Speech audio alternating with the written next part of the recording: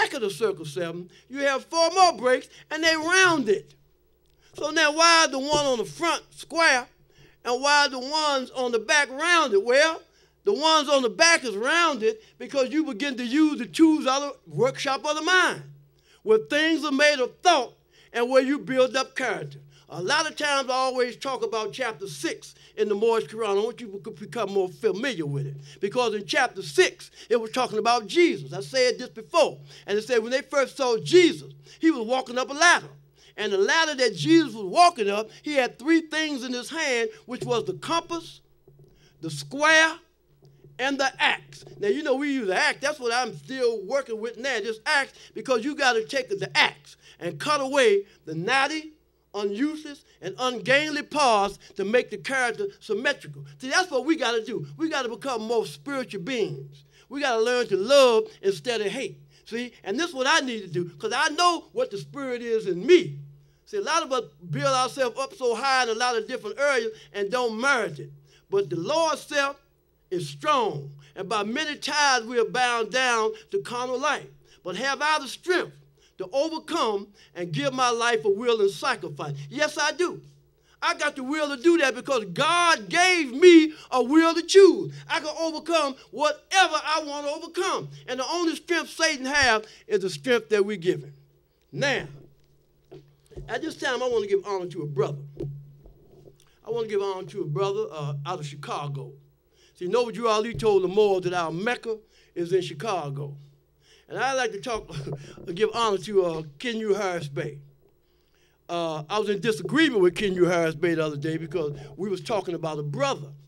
And he was telling me that the brother, you know, was saying some things about us coming together, you know, to unite, you know, these 2 grand bodies. And this brother, Rasul made a statement. So I tried to call Rasul. And I try to tell Rasul, this ain't Pleasant Bay, Rasul. This ain't one of them other brothers. Don't say nothing about our grand body because we ain't gonna say nothing about yours. Because if you do, then I'm coming to see you. That's not just you, that's anybody, because we're trying to learn to love instead of hate and bring this back under together like the prophet left it. So you got some more. The national security force always been respected. We have nothing bad to say about no one, and we're always done what we're supposed to do with the prophet. So if you see us trying to, you know, come back together on the one here like the prophet left it, if you're going to be a part of it, then be a part of it. If you ain't, then shut your mouth. Right now I want to talk about something else. I want to talk about, you know, my mother used to take me to church. And when I go to church, you know, they had people jumping up, speaking in tongues. And they was talking in tongues, and I didn't understand what they were saying. But I need to tell you this. I'm speaking to you in tongues. I'm speaking to you in a tongue that Noble Drew Ali gave us. And if you hear me in this tongue, then try to apply the things that I'm telling you.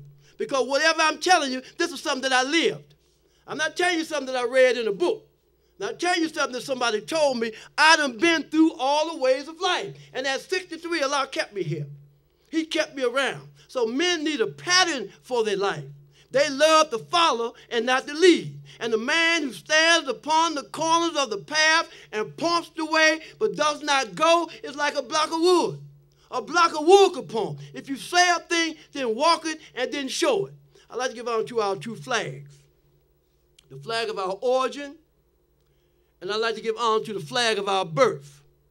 And I'd like to give honor to our charter, with its 10 great wonders and mysteries that gives us the right to function in these United States and throughout the world without molestation or ridicule of any kind. I don't know nobody in the Washington, D.C., in Portland, Oregon, or nowhere else in the United States that don't have 2 flags that they fly other than the so-called Negro, colored, and black. Now, everybody got to fly this flag. You got a lot of people in this government. I was talking to a Moor today. The Moor is getting ready to become the assistant grand sheikess of this temple. I said sheikess because we're going to put a sister there. Because I think right now that people need to hear from the sisters. You know, we have a national grand sheikess, a sister national grand, they're sisters. Because these brothers here, yeah, they got something else. You know, they still want to fight and beat the European up and get some guns. We're trying to learn to love them and say, hey, we're trying to teach these babies. You know, because no light or heavy artillery have ever won a war. How do I know? I was in Vietnam. And whatever going to whatever we do, we got to understand that we got to work and live for the babies. The babies is our future. Drew Ali say, I come for the young and the yet born. He said the old can follow if they want. See, you go. Now I want to say something that was spoke about a few weeks ago. You know, they had a guy that was in Congress named Carson. And Carson was with the Nixon administration. And when they went through the Watergate, I remember those times because I'm from Washington. And I remember the Watergate. But when Carson went to jail, he was born again. He had Bibles and everything he passing out throughout the humanity. But Carson could be born again, but why not me? Now everybody say that all you got to do is give yourself to Jesus and you could be born again. But it seems that being born again, it only fits a few people. Now what do you mean by be born again? Now you know Jesus and Nicodemus was talking. And Jesus told Nicodemus, he said, hey man, he said, now you're doing a lot of things that opposed to what God said do. You need to be born again. And Nicodemus say, must I go back through my mother's womb? Jesus said, no. You first was born of the flesh. And now you're born of the spirit. So we're already born of the spirit, but once you begin to elevate, once you begin to overcome, once you begin to be in this world and not of this world, then you ain't the same person no more. So now all the Asiatics, we can't be born again. The only one that can be born again is the European. But you're still under the concept that the Mormons had. That if I get to heaven, the only thing I can do in heaven when I get there is to be a butler or a chef. So you're still under that concept. So now you say you're better than me. That means you're better than me. Everybody is better than the Asiatic. Because God didn't favor us. God put us on the back burner and put somebody else up front. Now, you have a lot of brothers always saying that they're white. You know, we have in our temple, in our lessons, some of our lessons called Lessons from the Great White Brotherhood. And because white means purity. Purity means God. And God means the ruler of the land. And let me explain that. I met a German. And then I met an Italian. Then I met a Frenchman. And there were 3 other more European nationalities that I met. And when I met him, I know he was from France, but he told me that he was white. I know that he was from Germany, but he told me that he was white. No. See, man today is what his forefathers was yesterday. And there's no one who is able to change man from the decent nature of his mother and father unless his power extend beyond the great universal creator, Allah himself. You know how you go to certain ball games and you look in the arena and see the plaques and things that they have up for the country. All nationalities are the same. See, nationalities are the same. You can look at the record and see what the Germans done. You can look at the record and see what the Italians done. You can look at the record and see what the French have done. You can also look at the records and see what the Moors have done. See, a lot of times we think that our history started at the close of the Civil War. But we're the oldest nation on earth. I remember that during the time of Noble Ali, the Chinese and the Japanese and all other nationalities were the first ones to the temple. They was on the front row and got to the temple before the Asiatics did. So there was some Japanese who wanted to join the temple. So the secretary asked the prophet, said, prophet, what do we do? They already have a nationality. What do we do? He said, put Il and Bey on their name. He said, put Il and Bey on their name because the Moabite nation is the oldest nation in the world anyway. There's no nation before us. And that's why I always pick up my book of Ruth. You know, and I have a cousin, 90 years old, and she was named after the book of Ruth. And she was named after the book of Ruth because of the Moabite. She over there in Daddy Grace Church, but she a Moorish American because she who I am. Her grandfather, my grandfather, the same people. So we won. And I bet you on her nationality card she got colored or Negro. And anybody that have Negro, colored or black, or even African American on their birth certificate, you Moorish American. Everybody have a nationality. Now this flag. This is so beautiful. I always talk about this flag because this is the flag that George Washington said, I must not tell a lie. I chopped down a cherry tree. And because of the color, he chopped it down. He chopped it down, but it was symbolic to us being separated from the human family. Because that's the saying that you was not honoring your mother. See? This is your mother. Man derives his name from the earthland. Now, when you check your history, see, when we first, through the advent of slavery, 1492, what happened in 1492? It ain't just Christopher Columbus, Queen Isabella and Ferdinand commissioned him, but he bought the slaves from Spain. Because we went into Spain in 711, and we stayed in Spain 800 and some years. We gave Europe neon lights, gave them running water, showed them how to take baths, showed them love, truth, peace, freedom, and justice, gave them English, gave them math, gave them religion, because this is the ether of our forefathers. And man today is what his forefathers was yesterday. And there's no one who is able to change man from the decent nature of his mother and father unless it's by extending beyond the great universal creator, Allah himself. Now for Washington, D.C. And in Washington, D.C., most of everybody I know that's overcame and then gave back the things of the world, they have a 501c3. They have a 501c3 so they could work in business and do some things. Well, some people say if you get a 501c3 that you're working for the European. Well, some people get welfare checks every month. They get SIS, SII, whatever you call that. They get that every month. They get all these different kind of welfare. They get unemployment. They get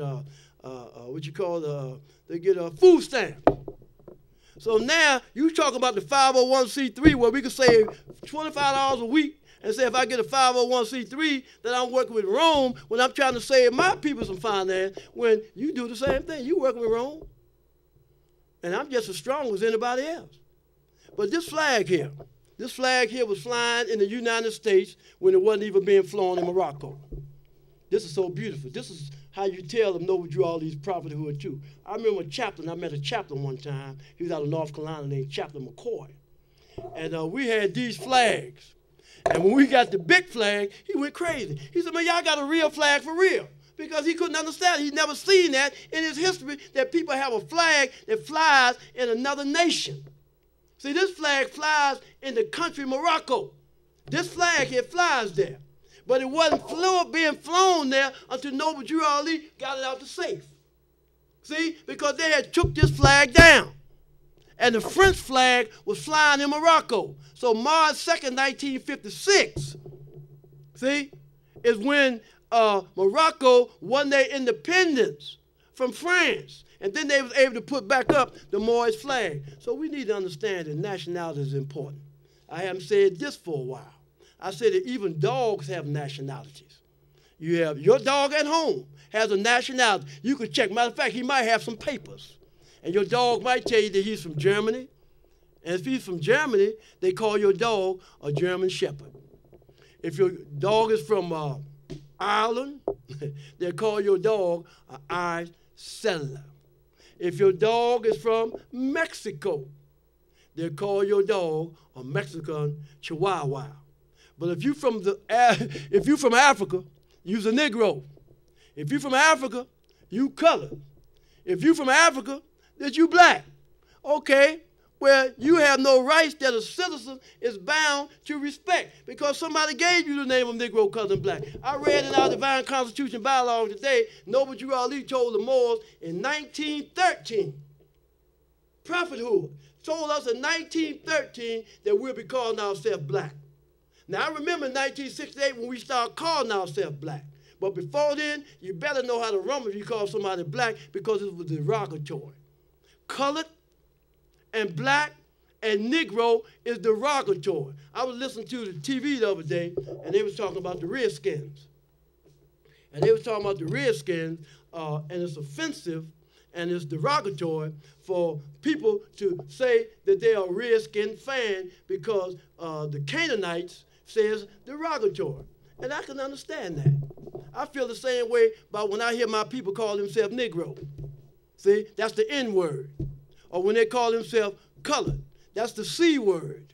Or when they call themselves black, and that's the B word. When you call yourself Negro, colored, and black, you have no rights that a citizen is bound to respect. That's why where I work right here now, I would never call the people that work here white. Because if I do that, then there's no love, and I don't care for them because they're probably German, they're probably Portuguese, they're probably Dutch, they're probably French, and I remember your history. Because every nation on earth has had a history with us. So now let's look back in this book again. The title of this chapter, Elihu's lesson. Now Elihu, you know who Elihu was. Remember Harold wanted to kill all the babies 2 years old. And they was killing all the babies, so they sent Jesus and John, sent messages and sent them to Egypt. And these are the ones that held them out, but she wrote the lesson. Elihu's lesson, the unity of life. So now, how can you say that you love God and you beefing with me? How can you say you love God and you ain't doing the thing that God said do? I done found something out. By being here in Portland, everybody know everybody. I just found out last night, you know, that one of our brothers, two of our brothers in the temple, they related to each other and didn't even know it. See? But through us dialoguing and being around one another, we're finding that out. I talked to a sister that's in the temple, and her cousin used to come to the temple. So Portland is real small. Portland is small, but it ain't small, it's big, but the Asiatic population is small. So now, I'm standing on this podium. I'm standing on the podium. And I remember a lesson that Moses said. He said, take off your shoes because you're standing on holy ground. So when one comes into the Moorish temple, when one go anywhere where there's a religious setting, then they're standing on that divine ground.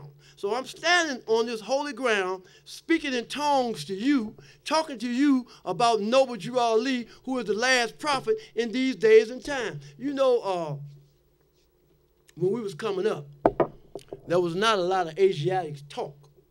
And then the Pampers came, you know, and a lot of other brothers came about to bring the discipline back into the minds of our people in reference to their customs, their culture, their heritages, and their traditions. But Noble Drew Ali is the granddaddy. I don't care who you are. Here in America, I don't care who you are, Drew Ali is your granddaddy. Because whoever you are in America, if you got a leader, Drew Ali was his leader first. Before they was paid off or whatever they do to leave this.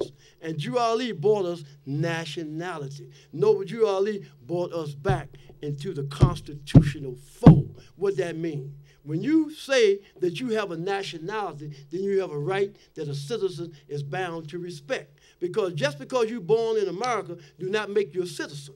Brother telling me the other day that you'd be a good Moorish American if you go get a passport. You got brothers in Negro, black, and color ain't never been in the Moorish Temple. America ain't gonna never come in the Moorish Temple. They have passports. Because all you have to do, get it under a granted privilege. Because if you say you're Negro, colored, and black, you're getting everything that you're getting under a granted privilege. How so? Well, there was a European by the name of Roger B. Tannen. And Roger B. Tannen said that the words all men are created equal never meant to apply to those who call themselves Negro, colored, and black. He said because those who call themselves colored and black is really not citizens. They have no rights that a citizen is bound to respect. And that's still in law today. So the Dred Scott decision, Dred Scott never did get free. And that saying about scot-free, that came from Dred Scott, but Scott never did get scot-free. The only one that got scot-free was Noble Drew Ali. Now, how did Noble Drew Ali get scot-free? Well, Noble Drew Ali stepped on the Roman seal and lived to talk about it.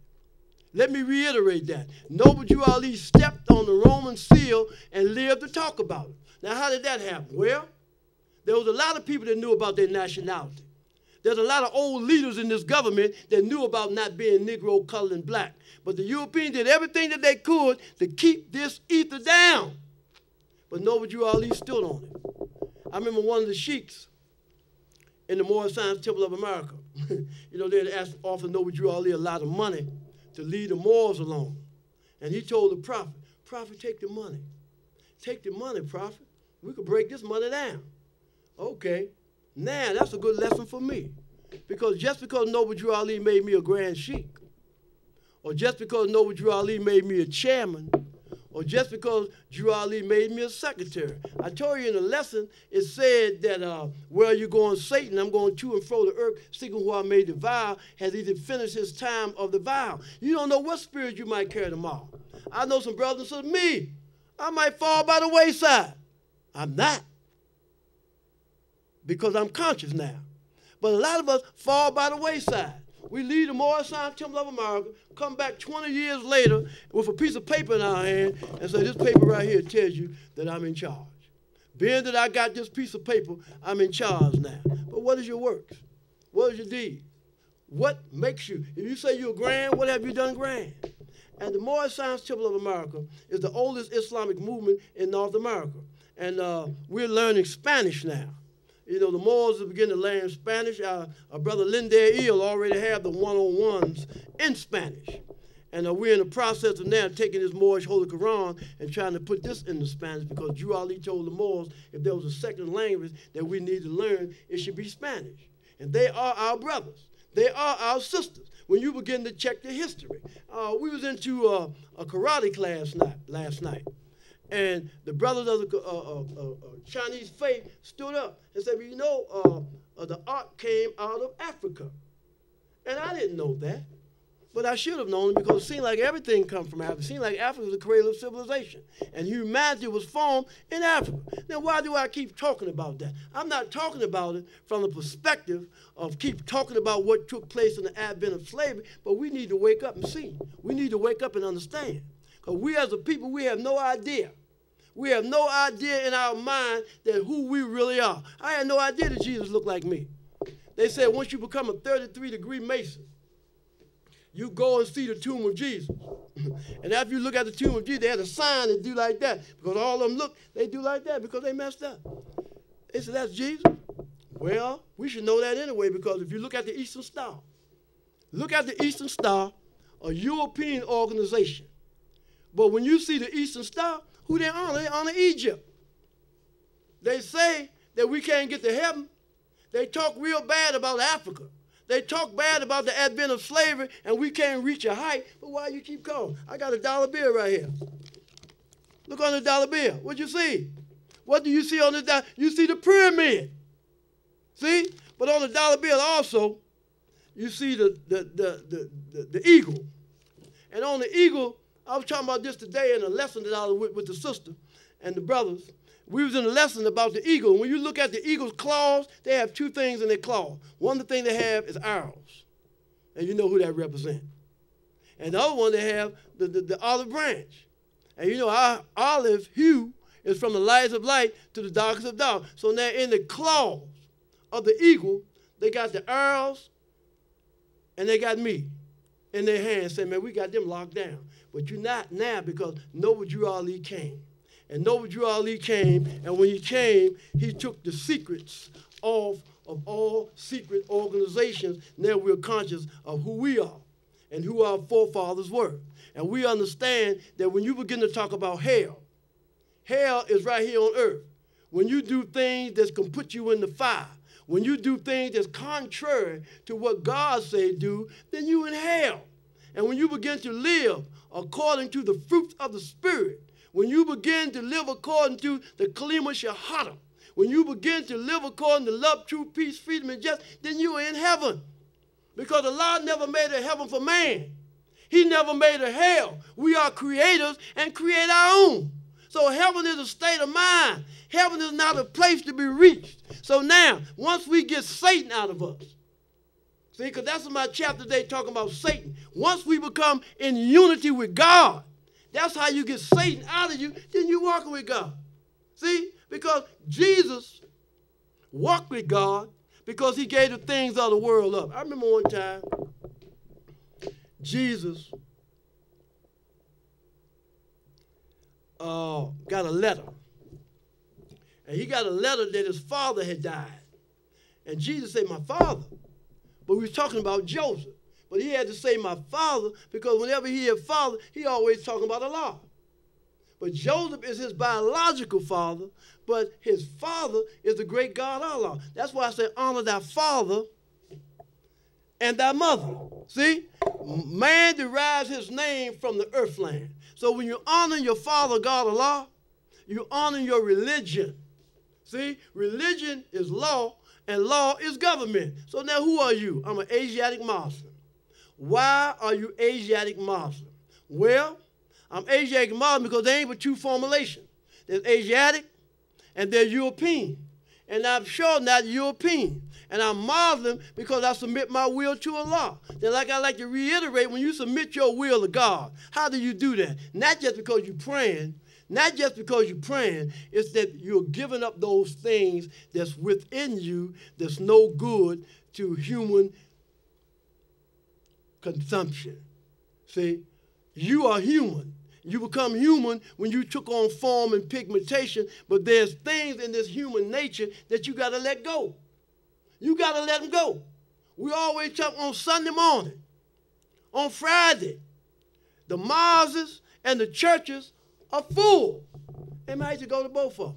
But as soon as I leave out both of them, I can't wait. I'd be sitting in the church. I'd be sitting in the mosque. Man, I'd be glad when this meeting is over so I can go do my thing.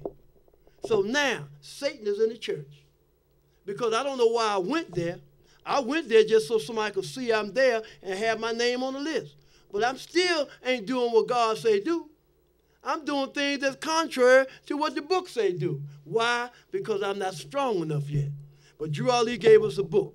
He gave us a book, and this book is the source from which we draw our strength. And the only way that the Moorish Science Temple of America and the Asiatic community is going to become one, you got to get those things back to Caesar that belong to Caesar.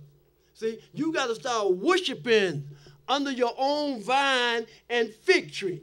See, that's what we got to do. We got to stop thinking like other people think. See, every nationality have a different concept about things. Every nationality have ideologies about different things. Here, now, we're talking about religion. Okay, religion is law, and law is government. Okay, when you begin to talk about a monotheist religion, it come out of Egypt. Kemet, whatever you want to call it, it come out of Egypt. Now, we had a robe one time called, it was a robe that come out of a part over there in Africa where, where it's a part of Africa. There's a part of Africa where we had a lot of robes, and Iran, Persia, the Persian robe. Yeah, Persia, the original people from Persia look just like you and me. So there's a lot of history that we need to get into. You know, it was an honor today to come by and talk about the higher self and the lower self. You know, because this is what I'm fighting within myself. I'm fighting the higher self and I'm fighting the lower self. Because in order for me to be around anybody, for me to be in a relationship, for me to teach, I got to be one with God. See, they had an old song say, get right with God and do it now. So that's what we're doing. So when you look at the lesson about the horns of the devil and the wings of an angel, you know that they are thought patterns. Lucifer, Satan, devil, dragon, and beast are not physical beings. They are thought patterns, you know, and man derives his thought, see, because thought is the cause of it all. Everything comes from thought. Everything that we see comes from thought. So that basically is the lesson that I had to bring forth today. Starting next week at 1 o'clock, we'll be on Sundays. This is our last day on Wednesday. We'll be next Sunday. We'll be here at 1 o'clock. So may God bless you all. Allah is God, and Drew Ali is the prophet.